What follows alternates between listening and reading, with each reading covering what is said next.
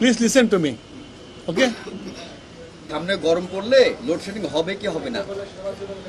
তুমি এখান থেকে বেরিয়ে গেলে তুমি বাঁচবে না মরে বলতে পারবা? না আপনাদের কি বলতে পারবে কিনা? সেটা তো আলাদা বিষয়। না না এটাও আলাদা বিষয় না। এটা তো মিলে না। Please please listen to me. Load shedding, please listen to me okay. গ্রামে লোডশেডিং নাই, যেটা হয় আমাদের পল্লী বিদ্যুতের লাইনগুলো অনেক লম্বা লম্বা।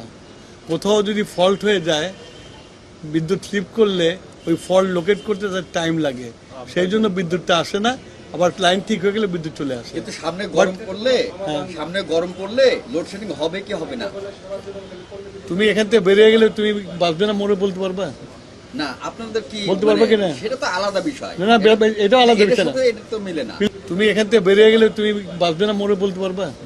না আপনাদের কি বলতে পারবে কিনা? সেটা তো আলাদা বিষয়। না না এটাও আলাদা বিষয় না। এটা তো মিলে না। Please please listen to me. Load shedding, please listen to me okay. গ্রামে লোডশেডিং নাই, যেটা হয় আমাদের পল্লী বিদ্যুতের লাইনগুলো অনেক লম্বা লম্বা।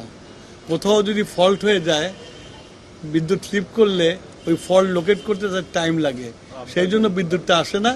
আবার লাইন ঠিক হয়ে গেলে বিদ্যুৎ চলে আসে। কিন্তু সামনে গরম পড়লে লোডশেডিং হবে কি হবে না? তুমি এখান থেকে বেরিয়ে গেলে তুমি বাঁচবে না মরে বলতে পারবা? না আপনাদের কি বলতে পারবে কিনা? সেটা তো আলাদা বিষয়। না না এটাও আলাদা বিষয় না। এটা তো মিলে না। Please please listen to me.